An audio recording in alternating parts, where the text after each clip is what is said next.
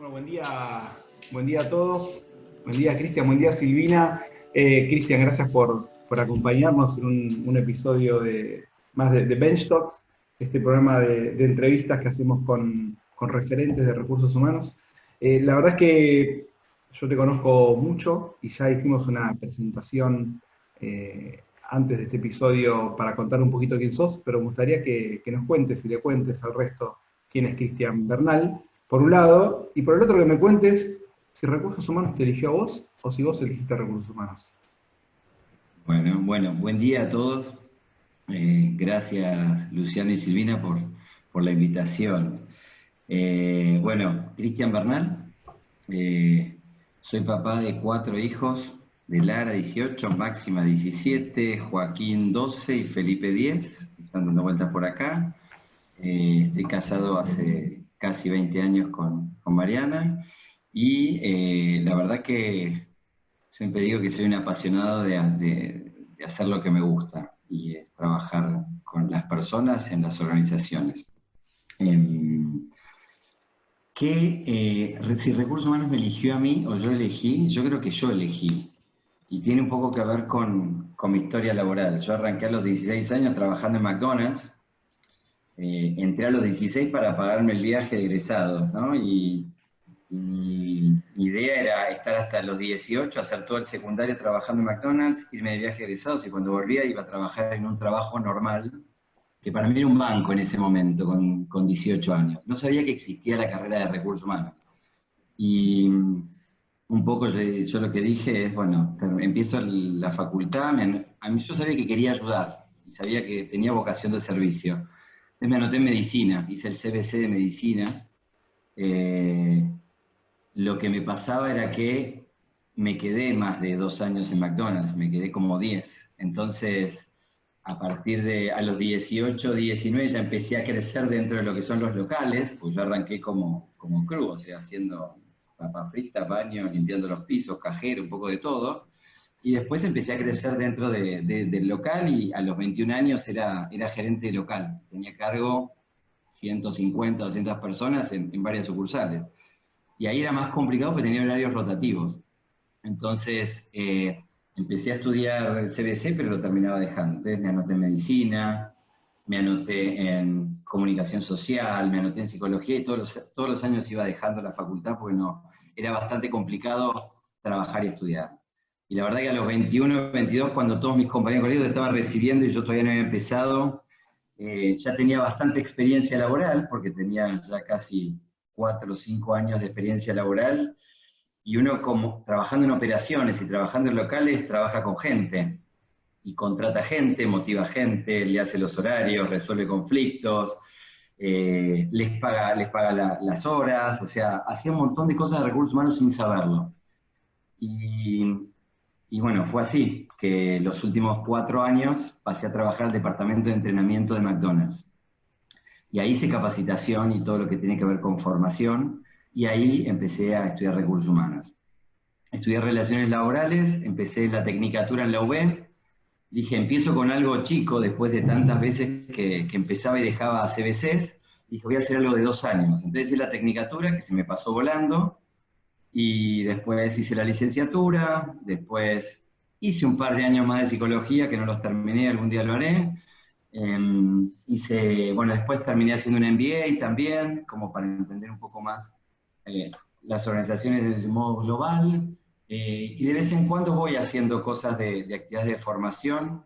Lo último que hice fue la certificación en coaching organizacional, que la verdad que lo descubrí más de grande, pero muy, muy contento, y la verdad que descubrí que a través de las conversaciones uno puede lograr todo en las organizaciones. Así que muy contento con el tema de coaching.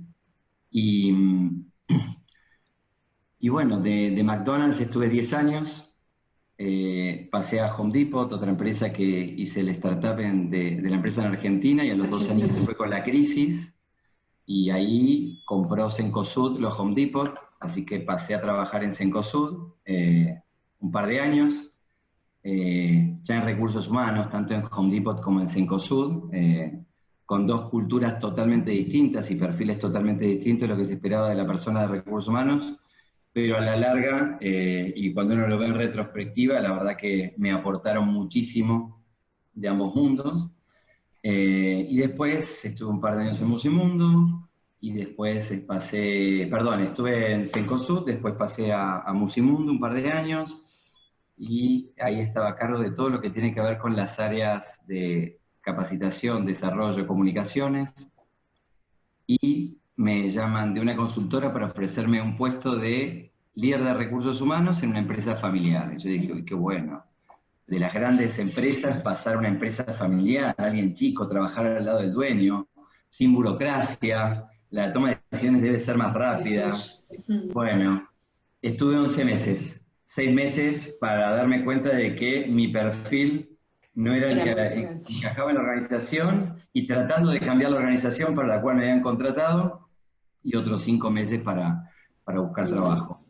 Que fue el tiempo que me llevó a entrar en Sodimac. Hice el startup de Sodimac en Argentina. Sodimac es una empresa de rubro home center.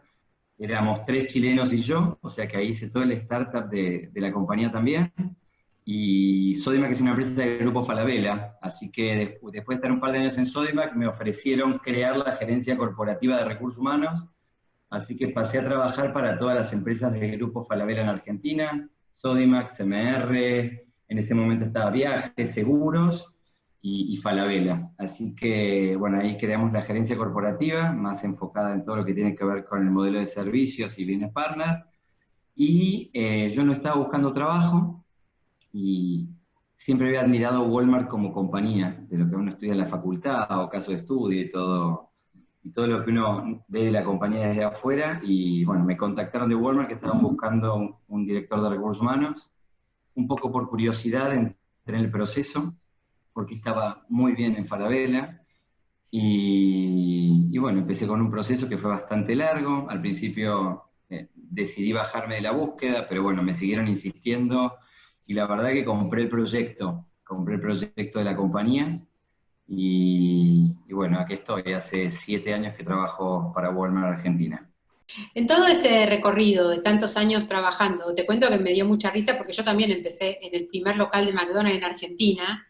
Creo que el primer local había sido en Cabildo, yo no sé si vos estabas en Cabildo, a mí me Yo tocó en empecé en Florida. Cabildo cuando había 10 locales. Sí, bueno, yo después trabajé en Florida. Bueno, nada, una época muy linda, que éramos chicos y aparte. Bueno, nada, en todos esos años, eso fue una nota al margen, de toda la gente que conociste en tantos años en recursos humanos, ¿qué personas recordás que fueron centrales en tu vida? No tengo una persona que vos digas, esta persona fue clave para mi desarrollo, mi carrera, en cuanto a acompañamiento. O sea, la verdad que yo creo que aprendí mucho de toda la gente que pasó en todos estos años de trabajar en compañías.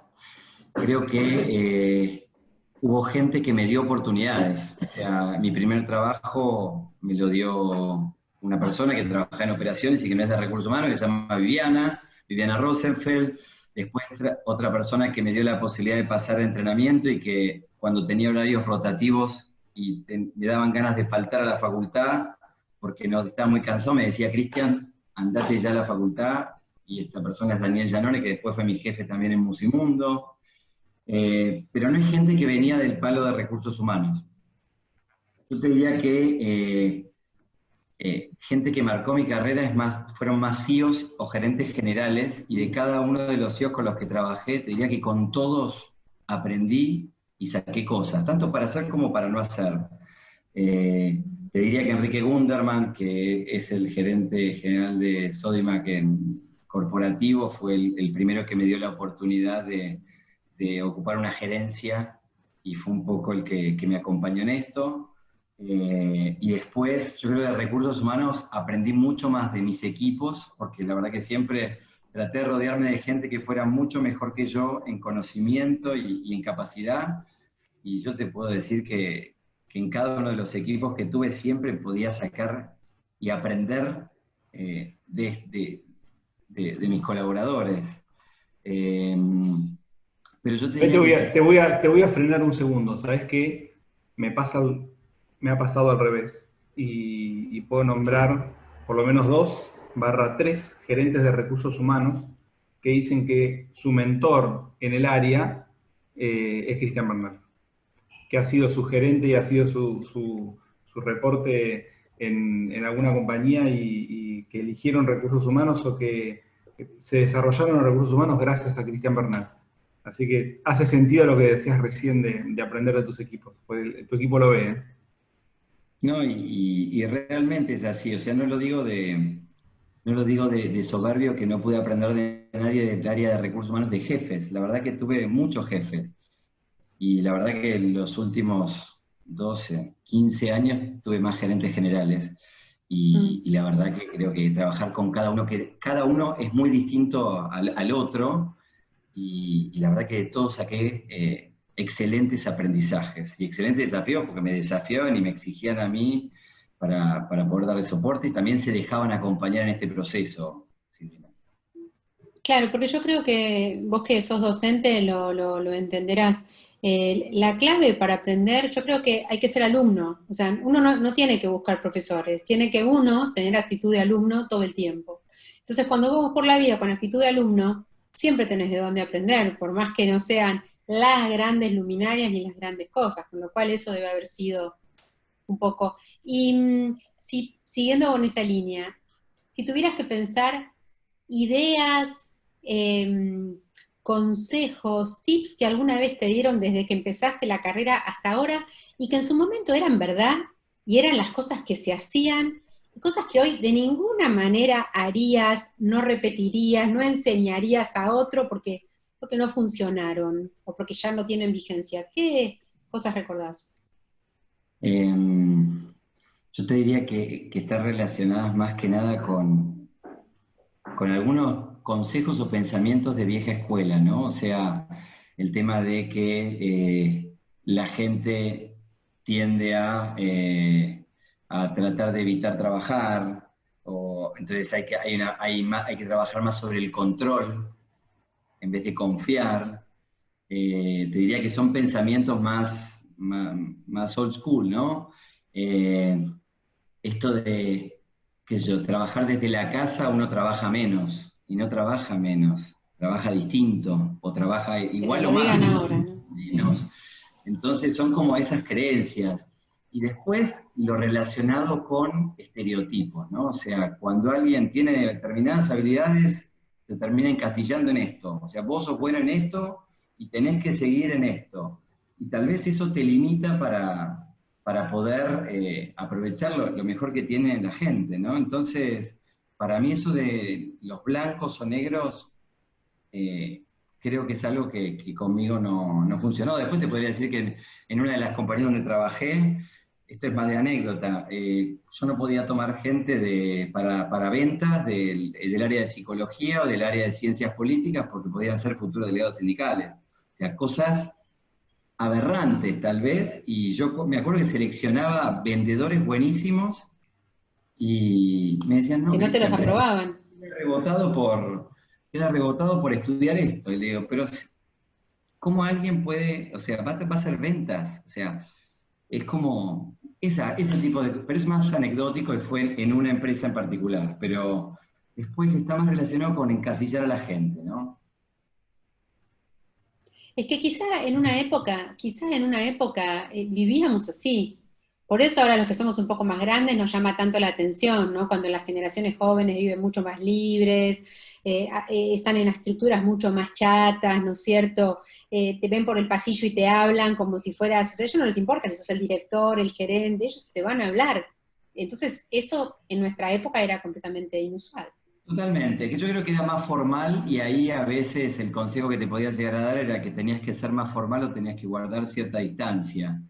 Sí. Y la verdad que si uno cambia su esencia, eso se nota. Y creo que uno si no está cómodo con eso, y menos en recursos humanos, que uno tiene que generar cercanía y tiene que lograr empatía y tiene que poder llegar a conversar con todas las áreas de la organización. Entonces, la formalidad no implica que uno pueda llegar a ser más o menos eficiente o más o menos profesional. Uno puede ser un excelente profesional siendo cercano. No, y Hay además un que, colega.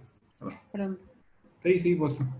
No, lo que iba a decir que muchas veces en el pasado las compañías pretendían un acercamiento entre los profesionales, mejor dicho, pretendían un acercamiento, pero a la vez te decían que tenías que ser formal y mantener distancia. Entonces, ¿cómo lograbas ese acercamiento? Desde la rigurosidad, desde el corsé que te ponía la compañía. Si vos no podías ser honesto, ser vos, ¿no es cierto?, ejercer tu rol con libertad. Era muy, no sé si hipócrita es la palabra, pero muy incómodo, Era muy forzado, podía llegar a ser forzado, era muy de manual en muchas encorsetado. cosas. Y cada uno tiene un estilo distinto y cada uno tiene porque tiene una personalidad distinta. Entonces, cuando es forzado, la gente lo nota. Hay colegas tuyos que nos han contado que les tenían prohibido ir a almorzar con sus equipos, para no generar una relación de cercanía. E incluso en varias compañías todavía existe el comedor de gerentes y el comedor del resto del staff. Forma parte un poco de los beneficios que por ahí quiere dar la empresa. En pero esta misma compañía que trabajé, lo primero que hicieron cuando fue la fusión de una empresa a otra fue eliminar la sala de capacitación y ahí pusieron el comedor del gerente. Entonces, cuando después uno habla de los símbolos, mensajes y sistemas, ¿no?, que dan las compañías, ¿no?, en cambios culturales, y esos son. Pero yo, a ver, yo no escuché hoy creo que hoy si alguien va en esa línea está totalmente equivocado y creo que si uno quiere atraer y retener el mejor talento y sacar lo mejor de la gente, creo que es algo que quedó ya bastante obsoleto en el tiempo, ¿no? Tal cual. Cris, y te voy a hacer trabajar un poquito. ¿Nos querés contar 2 casos? Por lo menos, si tenés más, te escuchamos más, pero uno que te haya salido muy bien, que os digas, che, esta gestión o este programa nos salió realmente muy bien, y uno que no haya salido tan bien, y qué aprendizaje te quedó de ese que no salió tan bien. Algo que salió bien y está más relacionado con una práctica, y te digo algo que salió bien ahora que estamos en el medio de esta crisis, y confirmo y valido lo que hicimos fue la implementación del sistema de comunicaciones a través de Workplace, que es una herramienta de Facebook, con la cual nosotros lo que hicimos fue cambiar la forma en que nos comunicamos dentro de la compañía. Nosotros, bueno, Walmart, vos sabés, tiene más de 9.500 asociados distribuidos en todas las tiendas, desde Orán, Tartagal hasta Comodoro Rivadavia, en formato Supercenter y formato Chango Más. Tenemos una oficina donde trabajan 500 asociados, tenemos un centro de distribución en Moreno donde trabajan 700 asociados. Entonces, a veces es muy complejo poder comunicarnos y generar cercanía. Y fue a partir de la implementación de esta herramienta que tenemos a todos los líderes de los distintos lugares donde están en la compañía comunicados de una forma distinta, porque de esta forma, con la implementación de la herramienta, redujimos un montón la cantidad de mails que se mandaban, y un mail es unidireccional. Vos con esta herramienta tenés la posibilidad de comentar, de mandar un video, de hacer transmisiones en vivo, de poder mandar mensajes, de poder hacer reuniones y de poder compartir fotos, imágenes y que toda la gente pueda opinar y comentar, puede hacer preguntas a cualquier persona de la organización, tenés grupos abiertos, grupos cerrados, hay comunidad de aprendizaje. Y la verdad que al principio implementar eso fue, bueno, estamos democratizando mucho toda esta comunicación, se nos puede ir de las manos. Y la verdad que con el tiempo, con un proceso de acompañamiento que esto arrancó hace 2 años, la verdad que es la herramienta que nos llegó a reducir muchísimo la cantidad de comunicaciones formales, la cantidad de mails, y creo que fue parte de esa transformación la que hace que hoy, que estamos en crisis por el coronavirus y siendo un servicio esencial, esta es la herramienta donde hoy podemos estar en contacto directo con los líderes. Dolores, que es la gerenta general, puede estar en contacto con cualquiera de los asociados a través de los líderes, y es algo que antes no, si no hubiéramos implementado esta herramienta, no lo hubiéramos podido hacer. Y lo que tiene de interesante lo que contás es que además son cosas que son muy afines a los colaboradores. O sea, el colaborador está acostumbrado a usar un Facebook o a estar en alguna red que tiene un formato parecido a Workplace. Entonces eso lo hace muy muy posible de usar. O sea, al principio puede haber un poco de prurito, escribo, no escribo, le doy like a lo que dice el gerente, no le doy. Pero desde el punto de vista del acostumbramiento, del uso del colaborador a la herramienta, es buenísimo, es buenísimo. Sí. La verdad que fue un caso de éxito y revalidado ahora en esta crisis, en este nuevo contexto, ¿no? Que hoy ya somos el país de Walmart, dentro de los 27 países donde está Walmart en el mundo, somos el país con más tasa de adhesión, y en Argentina te diría que somos una de las compañías que mejor tiene los KPIs en cuanto a su uso. Así que te diría que ese fue un caso de éxito. Cristian, y te hago una pregunta. ¿Cómo manejan el feedback a los colaboradores? O cuando el feedback es negativo dentro de esa herramienta. ¿O les ha pasado tener colaboradores que hacen algún tipo de reclamo, de queja, o de cuestionamiento en vivo, diríamos, y abierto a toda la compañía? No. Era una de las dudas y uno de los grandes miedos que teníamos antes de la implementación. Lo cierto es que es una herramienta laboral, no es de uso obligatorio, el que quiere la puede usar y el que no quiere no. El tema es que hoy si no la usaste quedás afuera y te perdés lo que está pasando en la compañía. Entonces, no, la verdad que hemos transmitido buenas noticias y hemos transmitido no tan buenas noticias, pero la verdad que siempre los comentarios son positivos porque lo que se valora más y lo que se prioriza más es la transparencia, la cercanía. Nosotros hoy la tenemos con los 2.000 fuera de convenio, o sea, con todos los líderes de la organización, con toda la oficina, o sea, y ellos son los que a partir de ahí administran la comunicación al resto de los asociados, ¿no? ¿Una mala?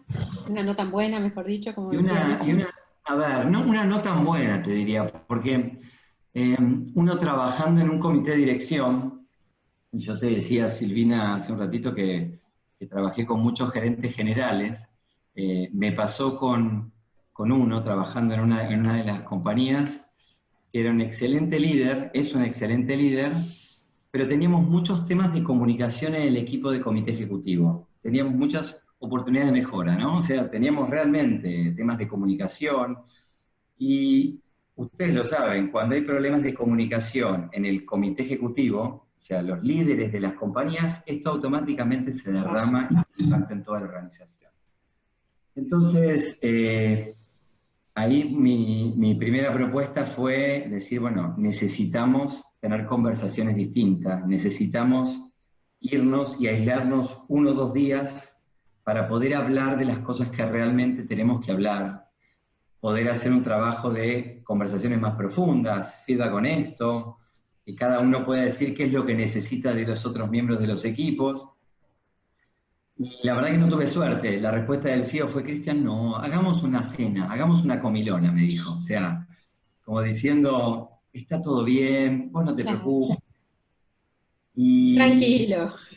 Y yo lo tomé como un fracaso, o lo pienso ahora como un fracaso, porque creo que yo debería fui varias veces, pero me llevó 1 año y medio poder conseguir esta parte, este programa de transformación de los comités ejecutivos. Después lo pude hacer, pero no lo pude hacer con este CEO, lo pude hacer con CEOs que vinieron después, y también lo había hecho antes, en otros, porque creo que es fundamental la comunicación y la alineación del equipo de líderes, ¿no? De los que lideran la compañía. Entonces, creo que me pasó solamente con un gerente general en el cual dijo, esto yo no me siento tan cómodo. Y la verdad que nosotros de Recursos Humanos podemos empujar, acompañar, desafiar, pero es importante que el líder esté convencido, porque si el líder no está convencido de esto, se nota. Entonces, te diría que ese fue un fracaso, porque digo, bueno, estuve 1 año y medio que podríamos haber ganado, y podría haber ganado esa organización de poder ir más rápido, que las cosas fluyeran más rápido, que tuviera el impacto en los colaboradores fuera mayor, se hubieran tomado decisiones más rápido. Así que te diría que ese es como un caso de fracaso. Después de prácticas, pero podemos tener más. ¿Y después lo volviste a intentar esa misma cosa, esta misma iniciativa en otras compañías? Sí, Y sí, funcionó. sí. Y funcionó antes y Claro, después, ¿eh? Y también es claro. mi aprendizaje que no todo el mundo, No todo es eh, para todo. no todo es para todo, pero sí estoy convencido de que las conversaciones efectivas y el feedback honesto es para todos los equipos. Entonces, pero es ver cómo hacer, cómo uno y ahí está el desafío de recursos humanos, cómo hacer el push o cómo buscar las herramientas concretas o cómo traer los ejemplos concretos para poder Para hacer que, ese push de una forma efectiva. claro. Porque no es que un CEO no lo hace porque no quiere, seguramente es por una inseguridad o porque no sabe en qué puede derivar eso, ¿no? Entonces, nada, creo que es un gran aprendizaje para mí, ¿no? Ujú. Muy bueno. Sí, Cris, y ahora usted es una compañía que es considerado servicio esencial, hablando de coronavirus y de lo que estamos, de la pandemia y la cuarentena que vivimos todos y demás. ¿No nos contás un poco cómo están trabajando ustedes que están ahí al pie del cañón? Porque eh, todo el tiempo está ingresando gente a sus locales y entiendo Ujú. que con colaboradores expuestos a esa falta de aislamiento. Ajá. Sí, nosotros al ser servicio esencial tenemos la obligación y el deber eh, de poder asegurar la provisión de alimentos a todas las familias argentinas, ¿no? O sea, a veces como, y ya estaba muy relacionado con nuestro propósito como compañía, ¿no? Que es ayudar a la gente a que pueda ahorrar tiempo y dinero para que pueda vivir mejor. Pero creo que en esta situación de crisis es más que nunca se ve de manifiesto. Em, Tenemos tres tipos de públicos o tres tipos de poblaciones. Por un lado está la población de la oficina, que hoy trabaja aislada, y trabaja desde su casa en un 97%, y la verdad que desde el año nosotros ya trabajábamos con la modalidad de work at home, y entonces la transición inmediata, nosotros dimos el tema de aislamiento antes de que surgiera la cuarentena, eh, y la verdad que no pasó nada. O sea, pasamos a trabajar en nuestras casas y las tiendas siguen abastecidas y el servicio que reciben tanto las tiendas como el centro de distribución desde la oficina es igual o mejor. Con lo cual, creo que ese fue un gran aprendizaje. Creo que el otro gran desafío que tenemos hoy es que hoy no es work at home de la manera. Hoy la gente está trabajando en su casa por aislamiento, que no es lo mismo, ¿no? Entonces es ver cómo acompañamos a nuestros asociados en esto. Eh, Cosas a nivel general que hicimos, desarrollamos el programa de ayuda al asociado, que es un 0800, donde tanto cada asociado como sus familiares pueden solicitar ayuda psicológica, consulta financiera, consulta legal. O sea, hoy la gente está pasando por muchas problemáticas y esta es una herramienta, es un 0800, que es un servicio que uno contrata y que puede acceder y que puede tener ayuda, por un lado. Hicimos el programa de vacunación antiripal, que lo hacemos todos los años. Lo que hicimos este año fue adelantarlo para todos nuestros asociados. Lanzamos el programa de Juntos Nos Cuidamos, que es un programa de comunicación muy fuerte porque nosotros tenemos gente tanto en la oficina como en el centro de distribución, como en las tiendas, que tiene que cuidarse, porque puede estar expuesta a contagiarse de una forma distinta tal vez a una persona que está totalmente aislada en su casa. Entonces, ahí trabajamos mucho con todo lo que es la comunicación a través de workplace, a través de carteleras, a través de la comunicación con los líderes, y no solamente para los asociados, sino para los clientes. Hay muchas de las comunicaciones que nosotros ponemos que están relacionadas para que puedan acceder los asociados y clientes.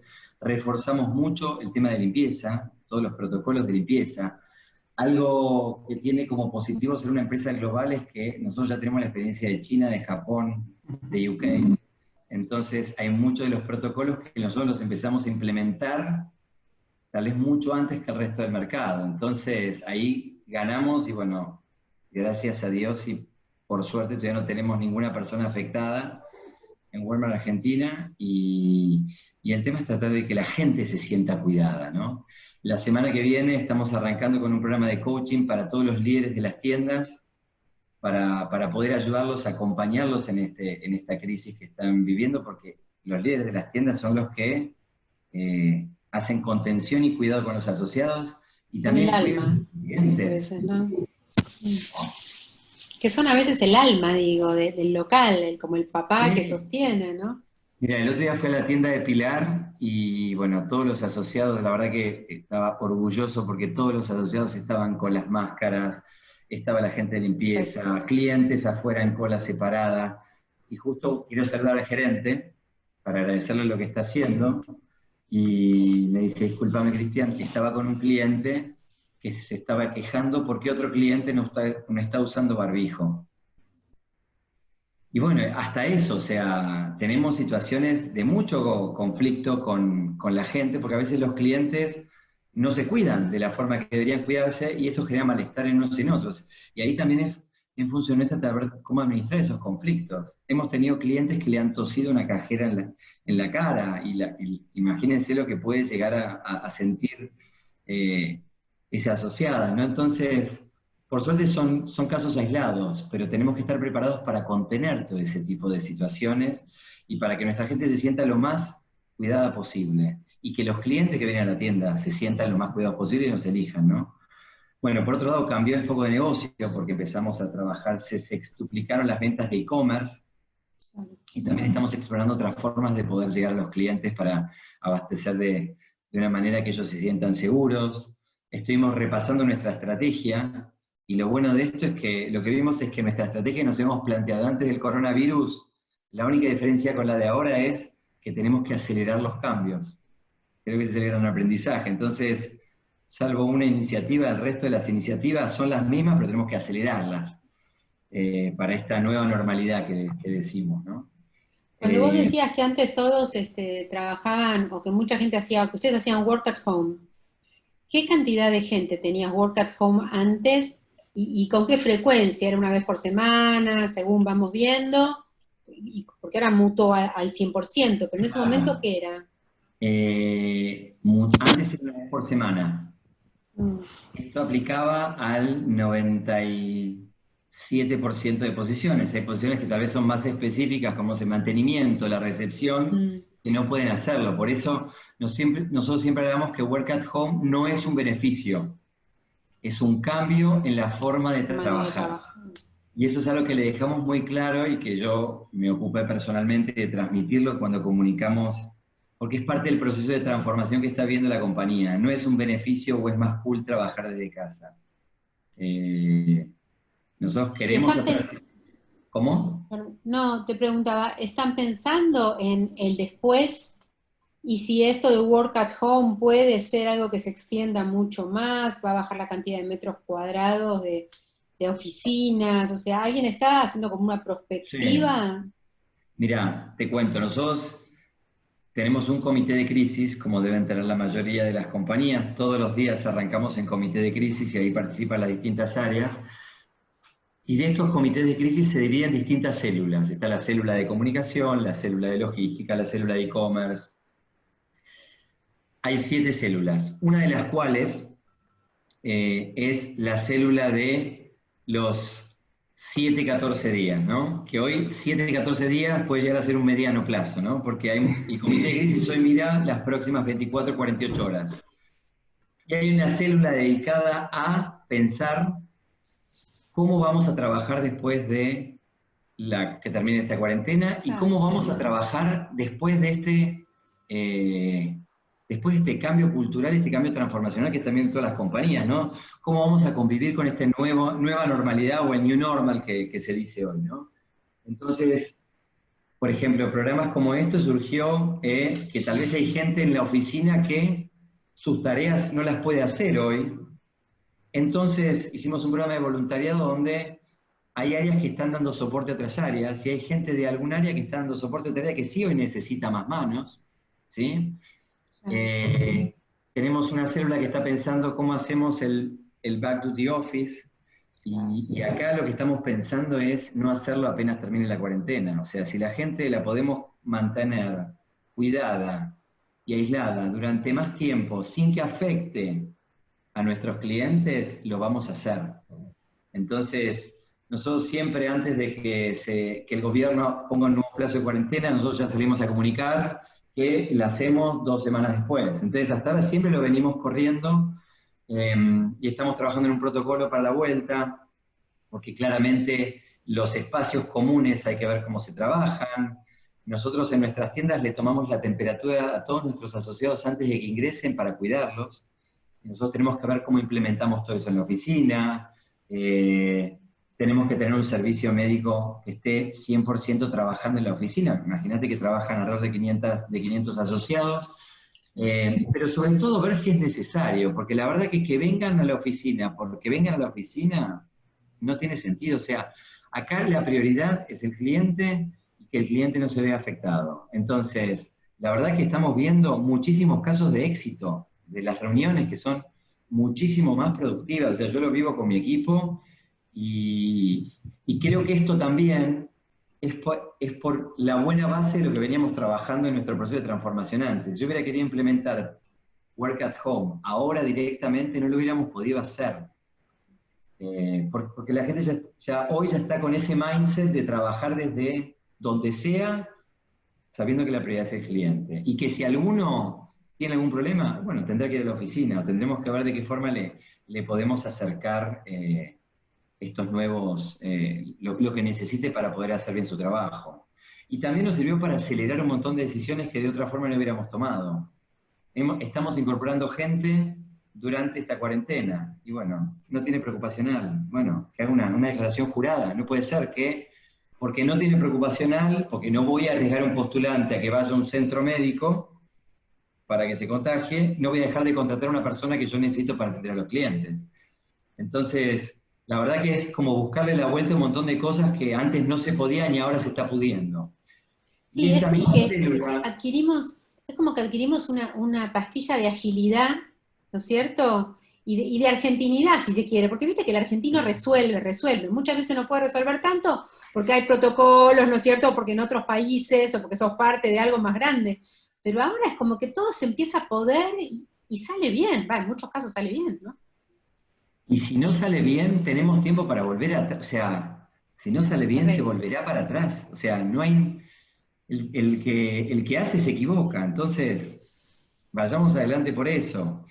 Yo en la primera reunión que tuve con el equipo de la oficina y con el equipo de líderes que le hicimos a través de Workplace, y eran más de 500 personas, porque seguimos reuniéndonos una vez cada 2-3 semanas y reforzando los canales de comunicación. Una de las cosas que decía es que nosotros ahora estamos haciendo un máster en agilidad. Lo que veníamos antes trabajando con capacitación y formación, esto adelantó el futuro del trabajo 5 a 10 años, y todas las competencias que nosotros habíamos cambiado hace 2 años, pensando en este futuro actual, trabajo en redes, estructuras más livianas, simplificación, foco en el usuario, foco en el cliente, todo eso ya lo estamos poniendo en práctica desde hace 2 meses forzadamente. Entonces, es un máster en agilidad, claramente, Silvi. Es que te iba a preguntar yo exactamente eso. Yo sabía que ustedes venían trabajando con agilidad desde hace un tiempo. ¿Y cómo les impactó precisamente esto de repente tener que estar trabajando en células? Y si estaban todos preparados para hacerlo. O por ahí uno tiene equipos que ya están trabajando Agile, pero toda la compañía, o por lo menos todos los que están trabajando desde su casa, no. Y fue, bueno, como vos decís, finalmente respondiste a mi pregunta antes, pero y lo implementamos y funcionó. Sí, y también sabes que es importante, Luciano, en vez de ver lo que está mal en las organizaciones, es ver los casos de éxito. Entonces yo, por ejemplo, tengo el equipo de reabastecimiento, que trabajan en forma, ya está en el ADN de ellos trabajar en forma Agile, y fueron los primeros que se adaptaron al Work at Home, y la primera semana ya habían hecho un after virtual, y festejaban cumpleaños. Entonces es ver esas prácticas, y ver cómo uno las empieza a pasar a otras áreas, y que las tomen de ejemplo cada uno con su estilo, porque tal vez no todos los líderes se sienten de esta forma, ¿no? Entonces, creo que también es un rol nuestro de recursos humanos ver todos, es ir buscando estas pequeñas victorias, ¿no? Y más que nunca ahora, porque es el momento de seguir celebrando los logros, seguir reconociendo a la gente, ¿sí? Aparte de seguir haciendo todo lo que uno tiene que hacer. Bueno, muchas gracias por habernos escuchado. Si nos escuchaste por Spotify, si nos estás viendo por YouTube, Fue un episodio hermoso. Te esperamos en los próximos Bench Talks. Y acordate que podés buscarnos en LinkedIn también como Bench Club. Y también estamos en Instagram y en Facebook como Bench Club Latam. Muchas gracias y hasta la próxima.